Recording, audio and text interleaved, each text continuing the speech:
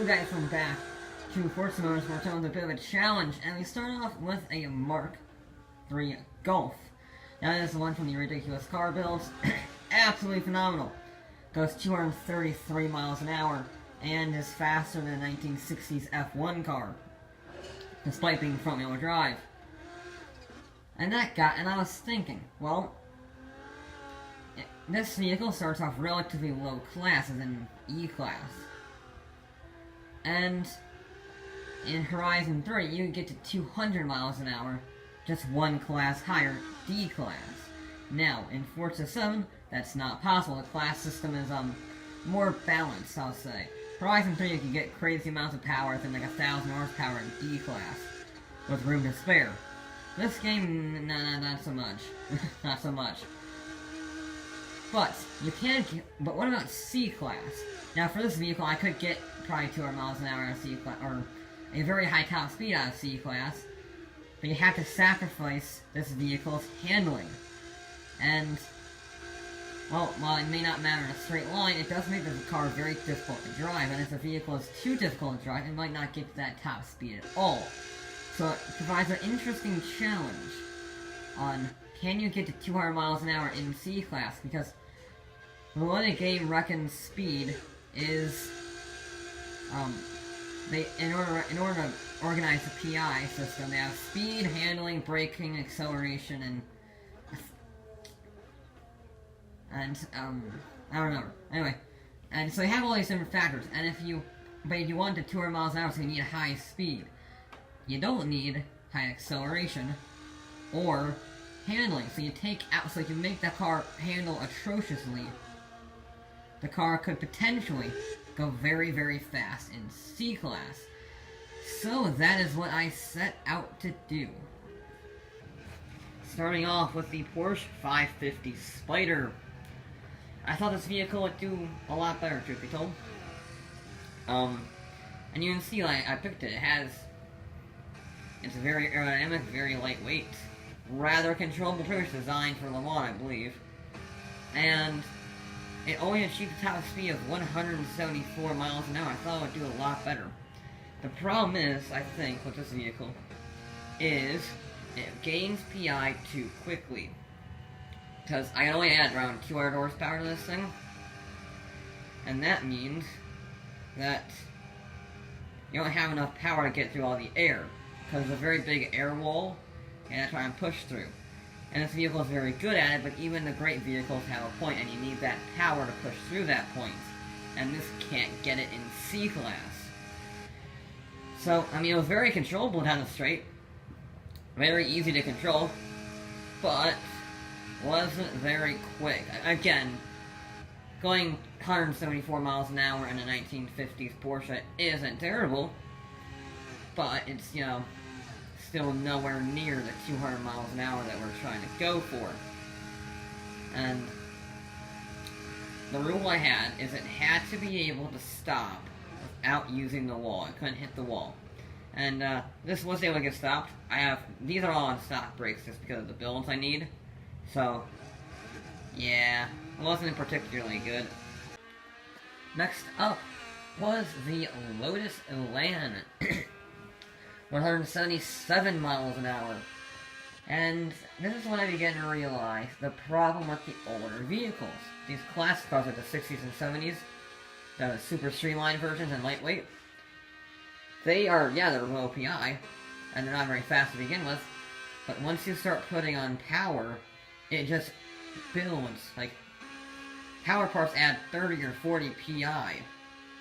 And you really need them to sometimes either lower PI for the power parts, or gain PI very slowly. And this just skyrockets up. I mean, it is fast, 177 miles an hour, but another vehicle I thought would do a lot better, and you just realize that these old vehicles aren't gonna cut it. Anywhere from the 50s to the 60s, you don't want to build a car, because it's just so light and so aerodynamic that it just builds PI and you don't get enough power to push through the wind and air. I mean, again, 177 miles an hour in the land isn't terrible, but it's still, you know, 23 PI, or 23 horsepower. 23 miles an hour down. I know my units of measurement, I really do.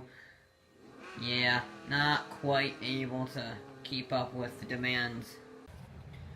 Now, I didn't just want to use retro vehicles in the 70s and 80s or stuff like that. I wanted to use some modern cars. I might have put the Civic in reverse. Don't ignore that. That didn't happen. However, I ended up trying out the Civic, the 2014 Civic. I tried to take the wing off, I couldn't. I couldn't take the wing off the car. However, it still moved the goalpost a fair bit closer. It went, what? 184 miles an hour, which is pretty good. Front-wheel drive car. That's the reason why I picked it, because front-wheel drive, which means the power will be, it'll be more difficult to drive. The more difficult to drive, the better chance it has at doing good in this challenge. Purely because it rates the game on handling as well as speed. So if you make the handling atrocious, but put a lot of speed in, it can still get in C-Class. So that was the strategy here.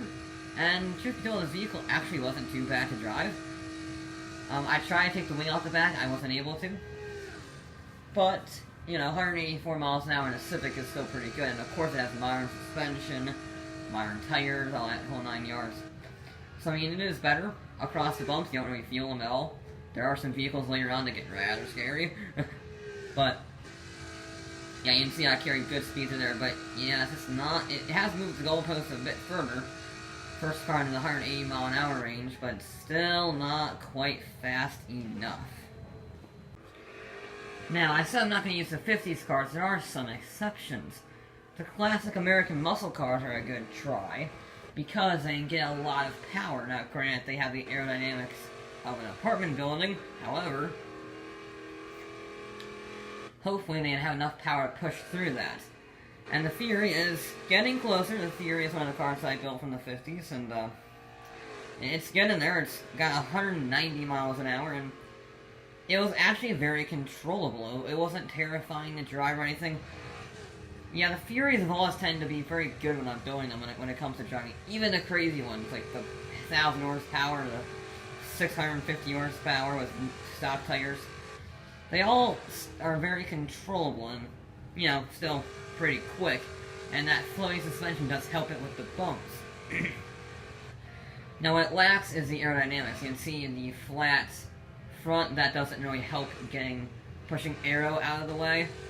So, I think that's why it struggles. If it was a bit more nose coned, like the Daytona, we don't have the Daytona because it's not on the auction house and it's not for sale yet, unfortunately.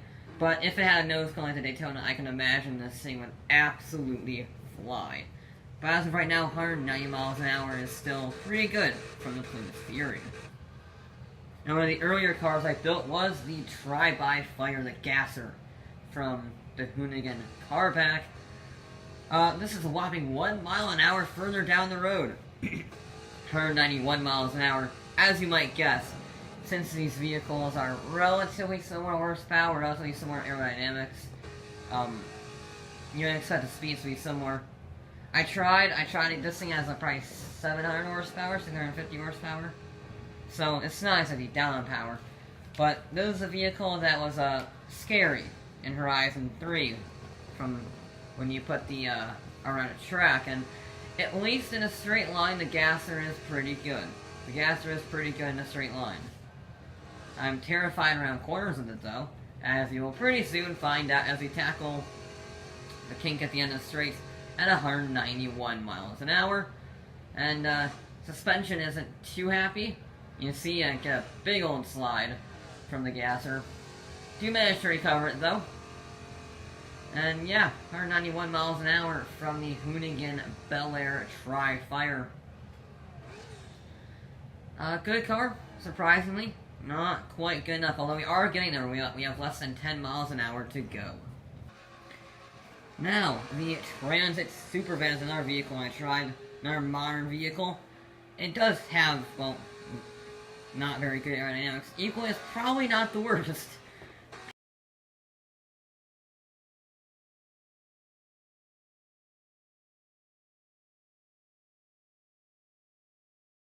This is the first vehicle you can actually theoretically get 200 miles an hour in. didn't quite get it. I really wanted to. I couldn't quite get it. It got to 195 miles an hour. In a van, that's pretty impressive. It's not exactly, designed for that speed. And, I can guarantee you if they put this engine in there, and with a little bit of tuning, you can make this the world's fastest delivery vehicle. But I was a little scared on the kink because I couldn't add any form of aero on it, so I kind of went and basically stopped, and it came as you would expect. Big old slide from the van, but once again, like the Tri-5 Fire, very controllable slide. And coincidentally, all these vehicles ended up being fantastic drift cars, except for a few. They could all slide around very easily and controllably. Might have pushed it a little bit in the braking zone, but I didn't hit the wall, so it counts. So we're all good there. Yeah, very good drift cars, and 195 miles an hour in a van is quite good. The police are on the scene for the next vehicle, another mile an hour faster. We are now just 4 miles an hour away from the mythical 200 miles an hour with the Ford Crown Vic. Now, I know what you're thinking, the lights, light bar, whole 9 yards aren't very aerodynamic, and that's true, but it lowers PI. And that means, while yes, you suffer aerodynamic abilities, it allows you to get more power. And, Crown Vic here did 196 miles an hour. Another vehicle, this is the second most modern vehicle we had from 2014, titled the Civic. So, another pretty good showing from the modern vehicles. Yeah, I wasn't truly expecting this to go so fast, because it's very heavy, it's not very aerodynamic, and it could get a fair bit of power. It has like 600, 700 horsepower. But you don't think it's very aerodynamic, and yet, there you go, it's very quick and actually quite controllable around the corner. No major problems. Sure, we run wide, but now just trying to maintain as much speed as possible. So yeah, it turns out the police have a very effective weapon to try and catch up to supercars if they do end up in a high-speed chase. Because the Crown Vic can go very, very fast. Now, I thought I would give this vehicle, a Ford Deluxe Coupe, a try, and well, you can see it's not very controllable. It has 1,009 horsepower. Couldn't even get up to the top of C-Class. It handles so badly. And it got to the point where I could add probably 200 horsepower without adding a single bit of PI.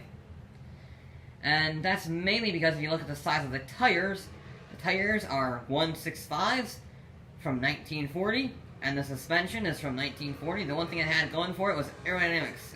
It actually looks relatively streamlined. But adding one stage of wheels added 40 PI. Adding the aero added 70 PI. Adding tires added over 150 PI.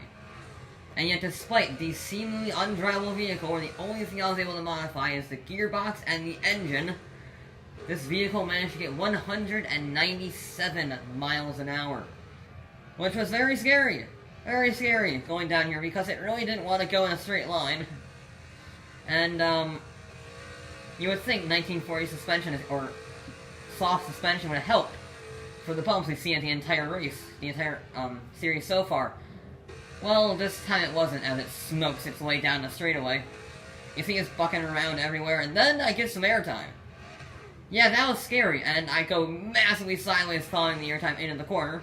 Despite going massively sideways and getting air into the corner, I come out of it completely fine. That was terrifying, having your entire car go airborne for about a second, when you're going 197 miles an hour. That's, scary. And no matter what I did, I could not get it faster than 197. Sixth gear just didn't work. Fifth gear was about red line at 197. Yeah, wasn't. It was fast, wasn't really controllable. Now, the closest any vehicle got to 200 miles an hour at this point was this, the 1969 Camaro SS.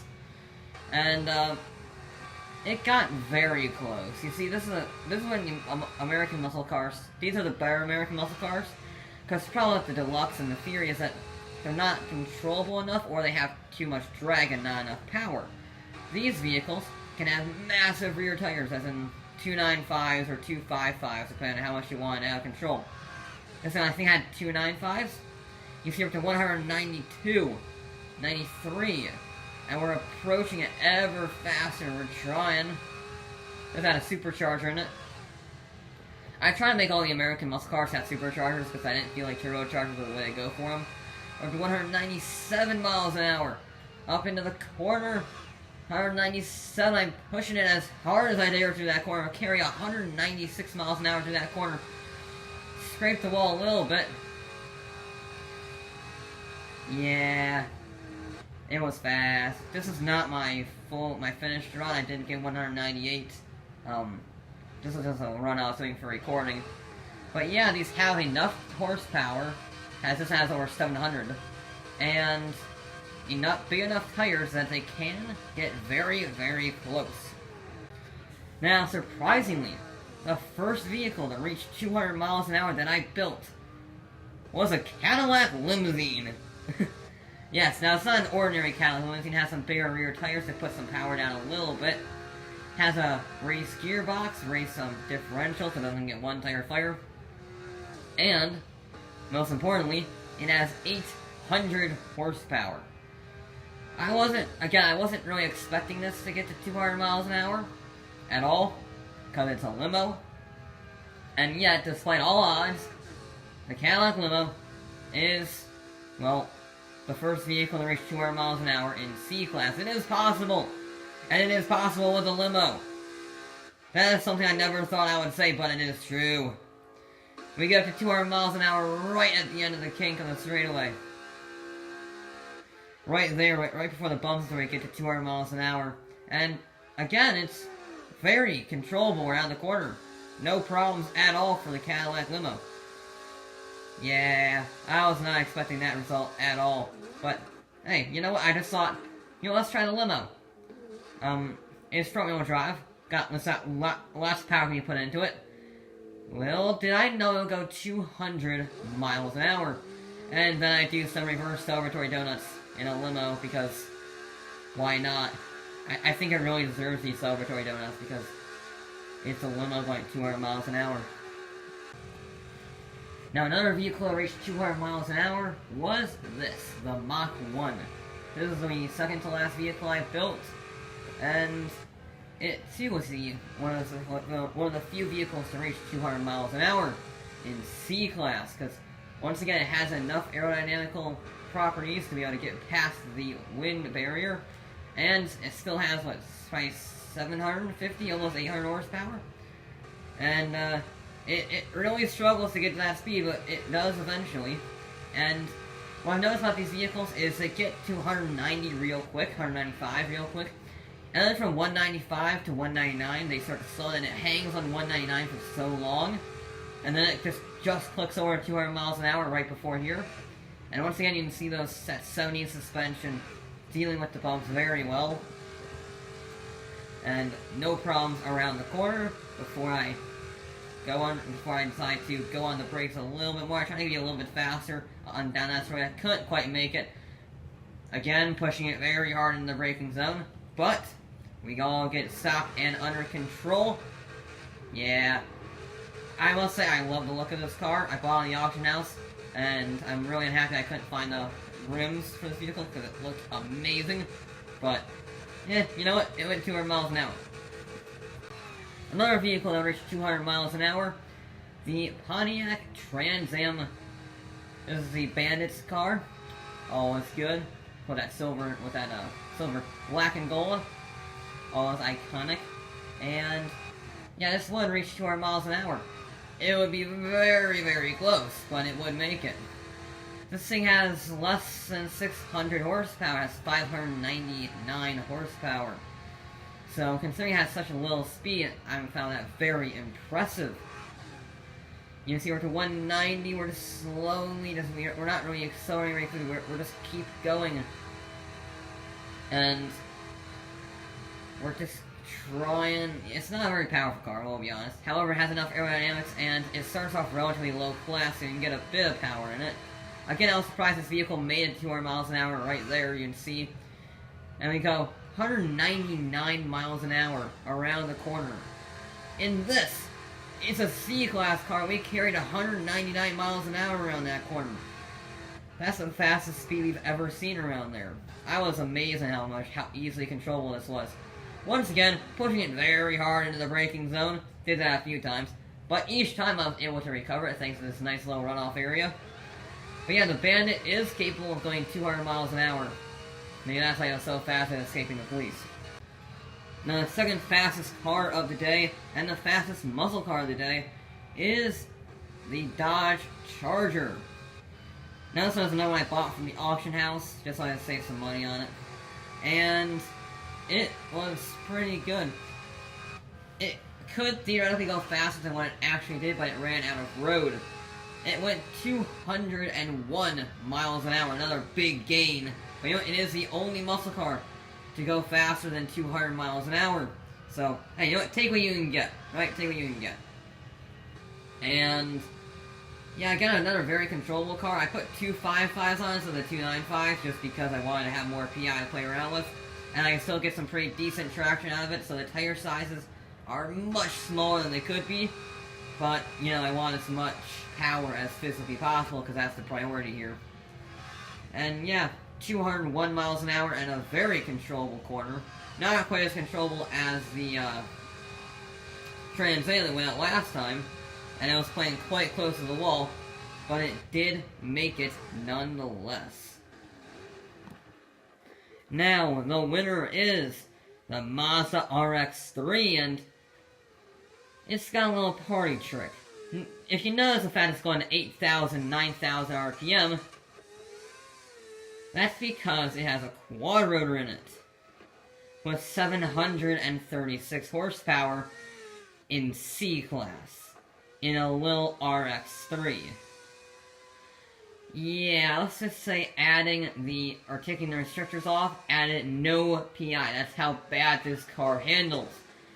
However, if you can control it enough, this car is very, very fast.